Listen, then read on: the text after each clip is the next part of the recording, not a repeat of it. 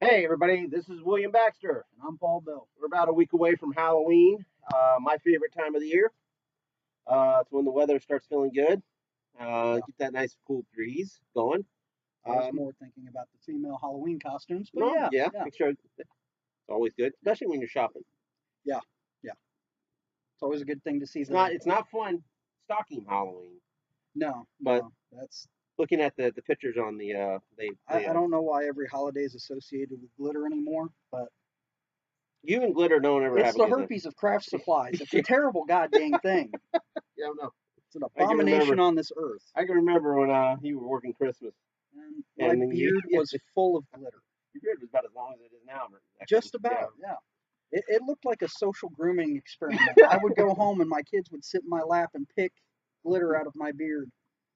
I already look enough like an ape. I didn't need that. That's true. Yeah, Anyway, well, this past weekend we just went to go see Halloween, and I want to say this first. 20 years ago, my brother and I, Sean, we went to go see Halloween H2O in the Ocala Theater, and it was one of the most fun moments I ever had. It's the second time I saw a Halloween movie in the theaters. It was first time Jamie Lee Curtis has come back, yeah. and and it was a big hit when it came out. It was co-produced and co-written by Kevin Williamson, who did the Scream movies, and Steve Miner, who directed Friday the 13th Part 2 and 3. And it was a fun movie for its time. It was a fun movie, and it was a good movie. It still holds up a little bit, but it was one of the best moments I had in going to a film. One of my favorite moments with my brother. I'll tell you one of these days. I'll tell the whole story. I think I've told it to you. Yeah. But it was one of my favorite moments in the theater. And one of the moments that my brother and I, before he died, we always brought it up and always joked about it. But I do want to say, 20 years later, we went to go see the new Halloween, which was just perfectly titled Halloween. Yeah. And I had another great moment with, of course, you, Zachary, who y'all remember Zach. He's from he did the Slipknot review. Yeah. And but by the way, Zach, good luck to you in your future endeavors. You moved up Yeah, to he went back Tennessee. home to Tennessee, which I got something to tell you about it later. That's Okay, something off air, I'm sure. yeah, yeah. And Might then not be appropriate for you to. yeah, and then of course we had Jeffrey. Jeffrey who does a lot of the camera work, Yeah. especially at the Comic Cons. So and he also took a picture because I took this mask, as you can see right here, which was a birthday present last year or the year before from my family, my wife and kids. And I set it right next to me in memory of my brother. Excuse me. Scared the hell out of a woman. Yeah, Yeah. but I felt my brother there. I really Oh, I'm felt sure him there. Sean would have enjoyed scaring her too. Oh yeah. It would have been even funnier if I had his urn put That right over there, and I could that have would have just been told the lady, perfect. "Hey, lady, don't be afraid. It's just my brother." My brother would have done. My brother would have agreed to that, Yeah. and I would have agreed to that if If I there was is in the another room. Halloween remake in about 20 years, we will have to do this Yes, now. yes, we do. And It'll of it'll course, be terrible because some people probably have a heart attack, I'm but pretty sure Phoenix would be the one to do it for us. I'm okay with that. Yeah, Phoenix probably Asher. Asher probably put the fruits on it, but you know. Anyway, hope springs eternal. Though my son will have a sense of humor one day. But just joking, he It does. depends. What kind of sense of humor? Are we talking, jackass sense of humor, or are we talking more refined like Monty Python and that kind of thing? Let's hope for that. Let's Yeah, hope for the whole world to get something like that. but anyway, we're gonna do a quick review on Halloween 2018, and I'm gonna say it right here, right now. Finally got a sequel. A sequel that counts, a sequel that mattered, a sequel that was just a really good movie, period. Well, it was also more realistic. Yeah, None of this, larger than life, unkillable. supernatural. Yeah, Yeah, I mean, something that could actually happen. yeah, exactly. Thinking, I I, I wouldn't want to say that anybody should be a serial killer, but some people got to die. There's too many people. We need a new plague or something. Just something. but anyway, my big thoughts though on this was that this movie could have not been any better. I mean, I've heard about some of the test footage and some of the alternate footage that's been used that was done and that got cut out and the alternate ending, but 77 or seven what $77 million opening weekend, and that's the biggest out of all the films that ever made. Back in '78, it was the highest grossing independent film. 10 years later or 20 years later, it is now, or 40 years later, that may be exact, it ends up being one of the highest grossing films for a female lead, and I think the second highest for a horror film, and that right behind it. Yeah. Um, Another odd movie. Yeah, but I'm going to say this movie was just so good. You had David Goyer Green who directed this. You had a Danny McBride who co-wrote it with Green. You had Jamie Lee Curtis come back, and most importantly, the master himself, John Carpenter, came back to be story consultant, executive producer, and he scored the movie soundtrack with his son. And this just was beautiful. Oh, the they just did perfectly with the score. I mean, It complemented the movie. it really did. It helped move it along, but at the same time, it didn't give anything away. Yeah. It didn't tell you that somebody was about to die. It kind of left you in a suspenseful wonder of what's going to happen. Yeah. In the old scores, it ramped up. It built that tension. And this one, while it built tension, it was consistent through the whole movie. It wasn't just. Well, it's like the original '78 film. Yeah. It kind of made it scary. Yeah. If you watch the movie without this music, you kind of like, it's not really scary. Well, I mean, it was more of it was more like an old school, slasher. It wasn't overly gory. It was really just. It was more of a story. It really just a suspenseful, good story to Yeah. it. There was a build up to every kill, but at the same time, they weren't, over the top. And I'll tell you one thing about, when it came to this movie, is Jamie Lee Curtis' performance. Jamie Lee Curtis, you got to remember, 40 years ago, she was a 19-year-old girl. She was from the very famous family. Her mother is Janet Leigh, who was the famous actress in Psycho, who was the one that was killed in the shower, and her father, one of the best actors of his time, Tony Curtis. They were Hollywood's it couple. They were kind of like the Brangelina of their times. Terrible. Why do they smush the names together? That's well, back then they didn't, but I just and it should go back that way. Yeah. Yeah. But I mean, she was literally an unknown, and that movie gave her her career. And she seems to, and rightfully so, she comes back every 10, 20 years. Um,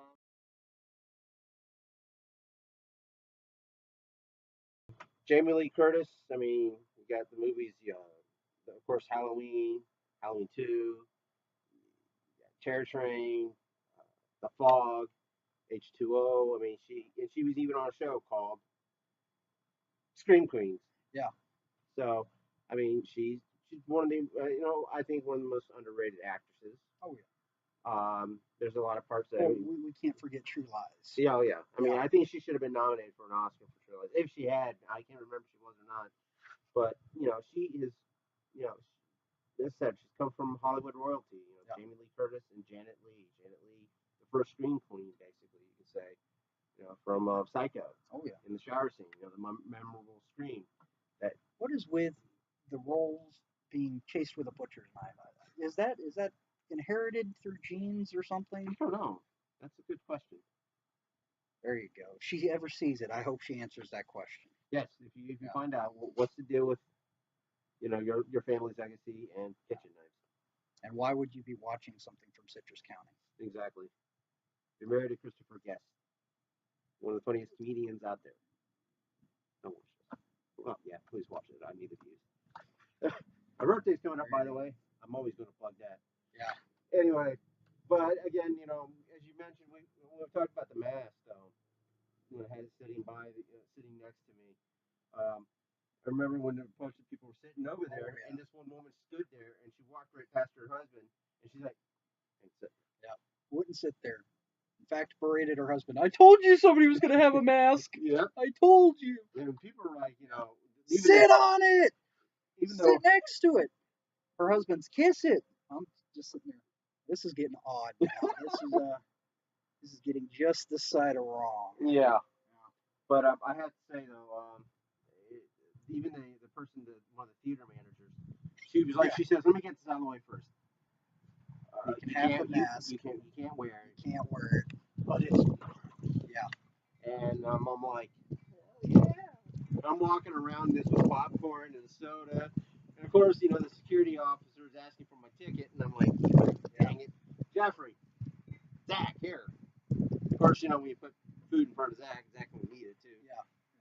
So, but anyway, again, another great movie, memorable movie experience Well, I had with you guys, and I enjoyed it so much. It was also the type of movie. It wasn't, the horror movies that you've seen recently. It wasn't a gore fest of, just a bunch of screaming and yelling and, dismemberments. It was actually a film that you could actually watch. Yes. You know what I'm saying? Instead, It just wasn't kill after kill, filler after filler. I mean, you don't have to be a fan of this franchise to enjoy this film. This is, if this movie was just a reboot, I mean, this would have been just still a great movie nonetheless. I mean, Campia even said this. He's not a fan of Halloween at all, and he said this was a great damn film. His words It was quote. a good movie. Yes. That one scene that you see in the trailers of him standing with his back to the camera, addressing him, trying to get a reaction out of him. That scene, I think, for a group of people watching a horror movie, I think everybody is knowing that there's talking going on. Yeah. There's always that one person, don't go in there. Yeah. Don't go that way. Yep. But that was one scene in particular. There was not a noise to be made in that. Exactly. It engrossed everybody. And what was great about that scene is that Michael, he did not have to react. His surroundings, again, he's a force of nature. His surroundings were acting for him. Well, the entire environment was such a great scene. Oh yeah, absolutely. You could feel the tension building, and exactly. as it left you just thinking, oh God, what's going to happen now? And that was a great way to open. That was the opening of the movie. That's the only spoiler you're going to get. But that was a great way to open that movie. And but I will say one thing. As I said, didn't see there was supposed to be not an after credit, but there's a scene where at the end of the credits, credits rolling, you hear him breathing. Right. Of course, there's talk that there's going to maybe possibly be a development of a sequel. I'm hoping Well, I told you. Yeah. We didn't get to see the end credit scene, but I was mentioning it to you that at the end I felt like they left room that if they felt like they should do another one or if they wanted to do another one that they could. Yeah. And I think it would be interesting to see where they'd go with it. Yeah. I mean, but at the same time, the ending they had, finale. It was a great ending. Yeah. I mean, from start to finish, just a great movie. Yeah. A lot of people say this film, the ending was abrupt, but I felt closure. Yeah. I mean, again, if they make another one, of course, I'm going to go see it. No doubts about it. On the basis of this film, yes, I'm going to see it. What it was you didn't see one of the grand building climaxes that you see in most horror movies. You see a kind of a definitive point that just kind of lingers. Yeah. I mean, in the Friday the 13th films, you ended up with a shot of Jason's body, giving you that moment where, okay, is he getting up again like he did? Mm-hmm. But in this, you really didn't. Yeah. I mean, it gave you like you said, a very wrapped up, decisive ending, which was good. I believe it fit with the rest of the film. Yes. It also did very well with the score. Yes. The way the music turned at that point was, I thought, very well played. And I can't remember her name, but she's been in a lot of movies, but she played Jamie Lee Curtis's daughter. Yeah. And the whole psych scene, that where she psyched him out. I mean, you're gonna see it. Oh, I'm not gonna spoil it to you, but it's definitely worth the watch. Yeah. Definitely worth as I said, the girl who played the granddaughter, I can't remember her name exactly. This is one of her first films. Yeah. She did a pretty decent role. She was a very strong female lead. Yeah. She gave you the presence of what Jamie Lee Curtis gave in the original Halloween. Well, what it was her character was very in line with how they explained Jamie Lee Curtis and her daughter being estranged. Yeah. You got to see the strength imparted from Jamie Lee Curtis, but at the same time, you got to see the kind of upbringing she got from her parents. Yes. I mean, it was a very contrast, complex character, which I thought was very well done. Yeah. I mean, she acted very well for And but I want to say one thing. At the end of the when the credits spread the roll, they said, in dedication to Mustafa, okay, who was the original producer and financier of the films. He died in a bombing accident or bombing a few years ago. But I wish they had also put the name of Donald Pleasance and a few of the other, and also Deborah Hill, who was one of John Carpenter's collaborators for many years. I think that would have been a good fitting way to also put on a good stamp of the legacy of this film. But nonetheless, I mean, other than that, what's another thing too is Nick Castle also appeared a little bit in as a Shape 2 in a few scenes. Nick Castle, who co-wrote Escape from New York with John Carpenter, and he also directed The Last Starfighter, which is a great science fiction film. I recommend it. But I'm going to get.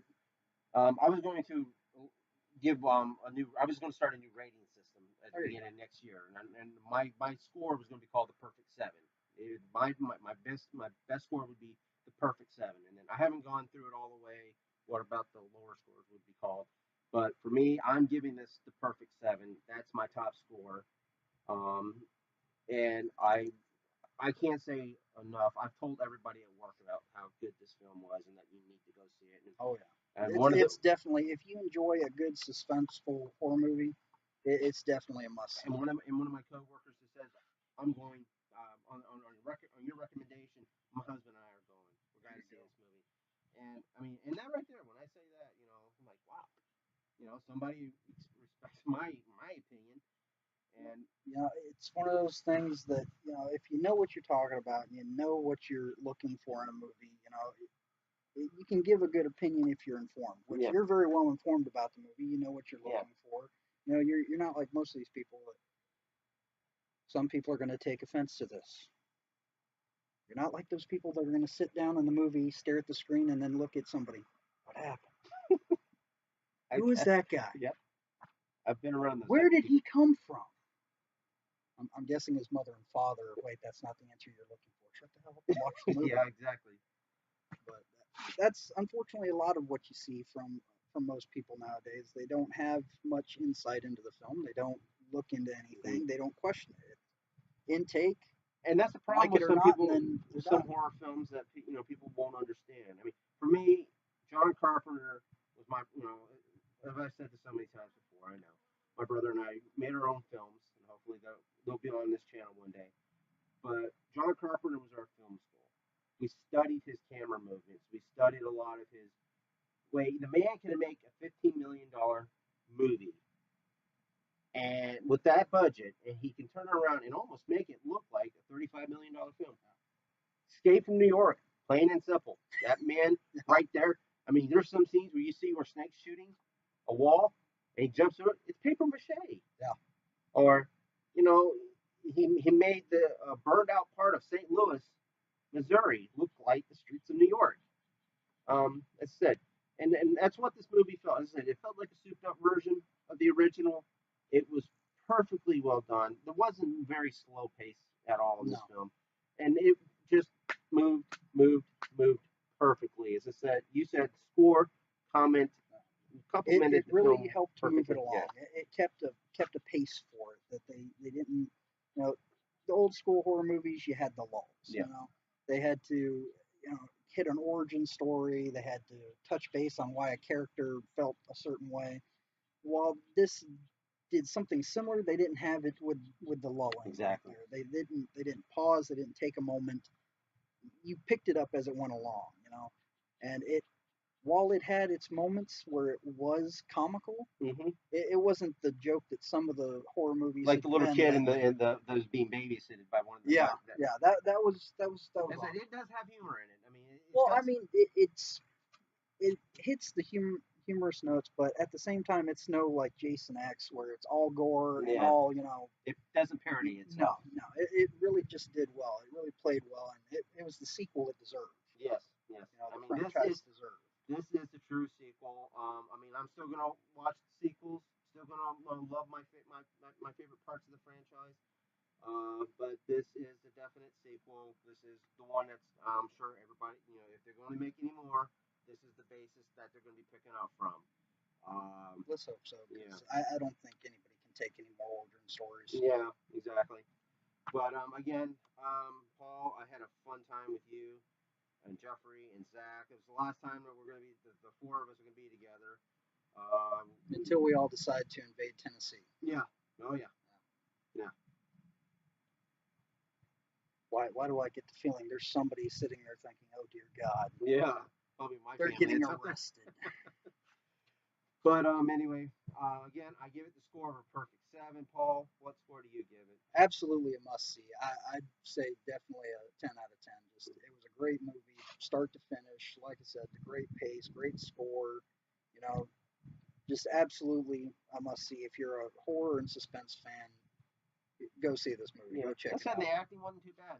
Yeah. I mean, Jamie Lee Curtis held this film together. I think she should get some recognition, some way, somehow, out of this film. Oscar, if you're Besides the listening. guy 2 seats back that just Yeah. yeah. Yeah. Yeah. But yet again, I understand. Yeah. Anyway, once again, folks, Halloween 2018. It's out now. I recommend it for this weekend to view. As I said, it grossed $77 million over the weekend. Uh, well deserved, and it just proves again that something old could be new again and be really good to just be able to experience. And it's one of those movies you need to experience in the theater. Again, um, dedicated. As you'll probably hopefully get to see the picture. Dedicated it to my brother. Wish you were here. Wish you could have seen it with me because God, you would have loved this film. You would have been happy that this film came around. Oh yeah. But again, I, I love this time of the year. I love Halloween, and I love these movies. I love horror films in general, but Halloween has always been that one film that if I had anything to pick over, it would be those films. If I ever had any horror films franchise to pick from to watch for the rest of my life, it would be Michael Myers and the Halloween franchise. So again, I appreciate you guys. Robert Englund is going to haunt your dreams. Let him, because I got this man right here. I trust more than him. We're going to have to be careful because if an actual Friday the 13th or Nightmare on Elm Street situation happened, you're going first. Yeah. It used to be the easy chick that was in the car, but no, now you're going first. Well, now I'm looking forward to Halloween at Walmart. No, wait. No. Yeah, there's no. Okay, anyway, folks. Anyway, again, I'm William Baxter. And I'm Paul Bell. And again, I want to thank you guys for watching. And please keep watching. Halloween 2018, out now in theaters.